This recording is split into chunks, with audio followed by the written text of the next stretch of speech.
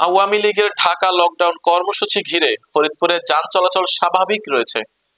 বিস্তারিত থাকছে মোহাম্মদ টকুন শেখের প্রতিবেদন। আওয়ামী লীগের ঘোষিত ঢাকা লকডাউন কর্মসূচি ঘিরে আজ ফরিদপুর সদরে সামগ্রিকভাবে যান চলাচল স্বাভাবিক দেখা গেছে।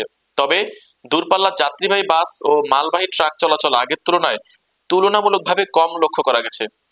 সকালে ফরিদপুর শহরের নতুন বাস টার্মিনাল, আলীপুর, রাজবাড়ী, গোয়াল চামট ও কানাইপুর এলাকায় ঘুরে দেখা যায় স্থানীয় গণপরিবহন, অটোরিকশা ও মোটরসাইকেল সহ ছোট যানবাহন স্বাভাবিকভাবে চলাচল করছে। শহরের বাজার, দোকানপাট ও অফিস আদালতে ছিল স্বাভাবিক কার্যক্রম। এদিকে সম্ভাব্য যে কোনো নাশকতা বা অস্থিতিশীলতা এড়াতে সকাল থেকেই শহরের গুরুত্বপূর্ণ মোড় ও প্রবেশ পথে পুলিশ, র্যাব ও গোয়েন্দা সংস্থার সদস্যদের কঠোর নিরাপত্তা ব্যবস্থা লক্ষ্য করা যায়। ফরিদপুরের পুলিশ সুপার মোহাম্মদ আব্দুল জলিল জানান, সাধারণ জনগণের নিরাপত্তা ও স্বাভাবিক চলাচল নিশ্চিত করতে অতিরিক্ত পুলিশ মোতায়েন করা হয়েছে। আইন শৃঙ্খলা পরিস্থিতি সম্পূর্ণভাবে নিয়ন্ত্রণে রয়েছে।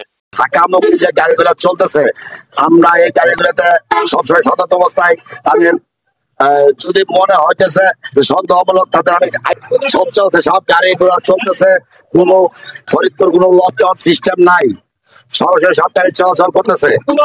আমরা সর্বোচ্চ প্রশাসনের সাহায্য, আমরা সর্বোচ্চ পাহারায় আমাদের ফরিদপুর কোনো লকডাউন নেই, সরাসরি চলাচল করতেছে, সব গাড়িগুলো চলতেছে, কিন্তু আমরা সতর্ক অবস্থায় আছি। অথবা আমরা গাড়িতে আমরা আমরা আমরা সকল শ্রমিকদের সাহস যোগাচ্ছি, নিজেরা মাঠে কাজ করতেছি। ফরিদপুর শহরে কোনো লকডাউন যদি না থাকে, এই হিসেবে আমার ফরিদপুর মোটর ওয়ার্কার্স ইউনিয়নের সভাপতি ইয়াসিন মোল্লা ওনার নেতৃত্বে আমরা সতর্ক অবস্থায় সতর্কমূলক ভাবে আমরা আছি, থাকবো ইনশাআল্লাহ।